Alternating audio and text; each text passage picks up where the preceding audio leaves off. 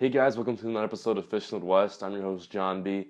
In today's video, I'm going to be breaking down my past 4-day experience out on Lake X in Central Ohio. Now, a lot of people have been wanting to see this video. I posted a trailer just a couple of days ago, and I've been posting a lot of updates on Instagram and Facebook. If you guys want to go check those out, I'll leave a link right here or also in the description below. So basically what I'm going to be doing in this video today is I'm going to be walking you through how I handled this cold Ohio spring weather and how I managed to catch fish in a mere 37-degree water temperature. It was some of the most difficult conditions I think I've ever fished in a 4-day period, but at the same time I still learned a lot. And while I learned a lot, I kind of want to share what I learned with you guys as my viewers. So while showing you some awesome fish catching footage, I'm also going to be talking to you guys and giving you a few tips here and there as the video progresses. Hope you guys stay tuned and enjoy today's show.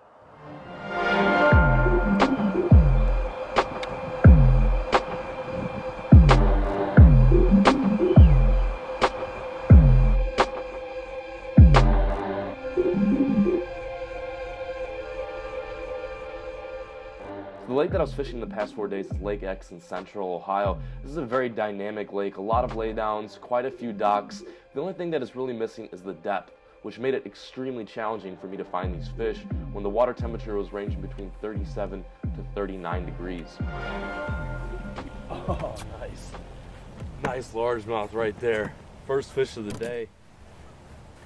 I've struggled so hard to get bit today, and I ended up going into my shallow spot right here where, you know, I would have thought there would be hanging out, especially with this cold water, but pick one off right on the laydown.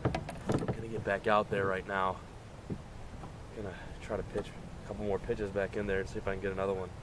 Beautiful fish on the new Concept A casting reel from 13 Fishing. Check that out. Oh my goodness. Just a gorgeous largemouth. You know, the crazy thing about that fish is not only did it hit in shallow water, but it slammed it. And it ran right towards me.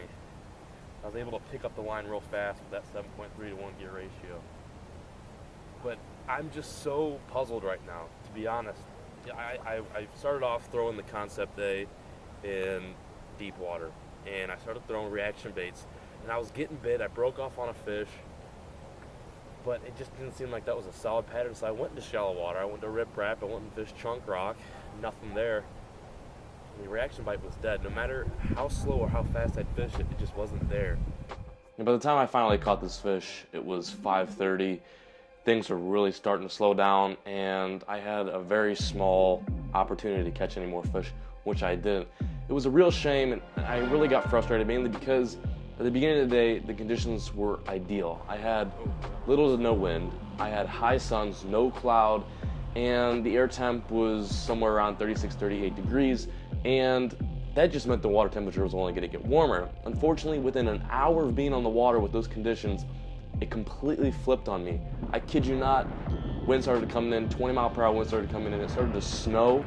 The water temp dropped all the way to 37 degrees, like I said previously, and it was just way too difficult to be fishing in those specific conditions. Day 2, I was a little bit more optimistic. I decided not to fish too early this time because I knew that the night had been extremely cold. It was in the teens all throughout the night, and it would be like that for a little bit in the morning. So I decided to go out around 9 a.m. so I could hit that warmer water area. When I went out in the lake, the sun was shining, the wind was still there, but the sun was shining, and I knew that the sun's my friend out on these cold water days. Fish on right now. Just turned on the camera. Only been out, it's 12:34 right now. Got the first keeper, almost in the boat. Don't come off the boat. Yes. Oh my goodness, look at that fish. Look at that fish. I'm gonna turn the camera angle around right now. Came off one of my favorite winter baits. Today I'm using Yum Dingers. You may ask why I use a Yum Dinger when the water temp is 37 degrees. I kid you not, the water temperature is 37 degrees Fahrenheit. That's my first fish of the day. It feels so good. I feel feels so good to have figured out a cold water fish. This is my second fish of the trip. This is only my couple first casts, so I have a really good feeling about today's bite. Alright, nice fish. Back in the water she goes. Thank you, bud. The second fish on day 2 really boosted my confidence. You know, I had a better idea as to where they were at, what they were specifically hitting, rather than just kind of one fish on the end of a laydown, something I really can't base a whole pattern off of, but more or less fishing deep, using a 5-inch trimmed down to a 3-inch Yum Dinger with light weights. And the rig was very simple. It's one of those rigs that you wouldn't think to work very well because it's got little to no action. The action is basically non-existent, but the key is in the fact that it doesn't have action. Sometimes when the water's cold, fish just don't want to see a whole lot of action. It just is. There really is no explanation behind it, basically, besides bait fish don't move a whole lot this time of year, so you kind of have to imitate that with a bait that has little reaction to basically no movement at all. And that's kind of why flat-sided square bills, flat-sided crankbaits work very well, lipless crankbaits work very well, and lures like drop shots and dragging jigs and these little stick baits on a Texas rig excel so well in cold water. I've warmed up a little bit and I've returned back to my trusty spot. Picked up the second fish of the day. This is the closest thing I've had to a pattern all week in the 2 days that I've been fishing here. Nothing huge, but in a tournament, that's a keeper. And it helped me out significantly. Caught on the Powell Inferno with loose speedspin TS 200H. Right there, nice fish. I mean, fat, healthy, not exactly the size I'm looking for, but it's a fish. Really, I'm not even looking for size right now. I'm just kind of looking for the species. Now, this rig that I was using was a pretty simple and straightforward Texas rig.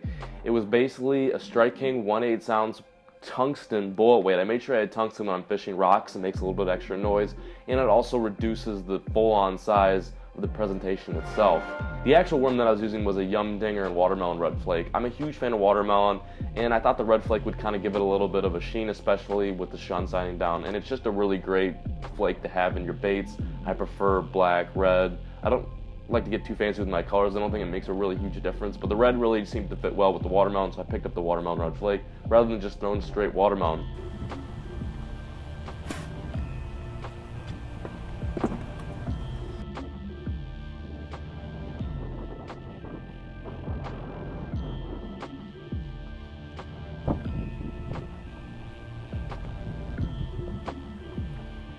I was pretty excited. I'd finally found some fish in the condensed area, and I did so by looking at my deeper. You know, my deeper really helped me all throughout the week, but especially on day 2, because I was able to follow where that hard bottom met soft bottom organic matter. And in this lake, it's mainly mud bottom. What that is just a bunch of decomposed leaves that have decomposed over the years, and it has created a very soft, mushy mud bottom. And bass don't really like that. They like a hard substrate. They like chunk rock, pebbles, sand, anywhere where they can stage up on, especially in these colder months. And the cool thing is it color codes. So in the deeper, the darker the color is on the bottom, the darker the orange, the softer the bottom is going to be, and the lighter it is, the rockier it's going to be. So I actually followed that transition line. And I wasn't fishing right on the transition line, but I was fishing in the vicinity of that. And I was able to find some boulders in one area, and then to the right of that was the laydown, and it was just a perfect winter, late winter, early spring spot for these fish that haven't completely moved up yet. Thanks for watching today's episode. I really appreciate all the support that I've been getting in the past few weeks and months. I just want to say thank you to all my viewers and all my people who are watching out there and commenting, liking, subscribing.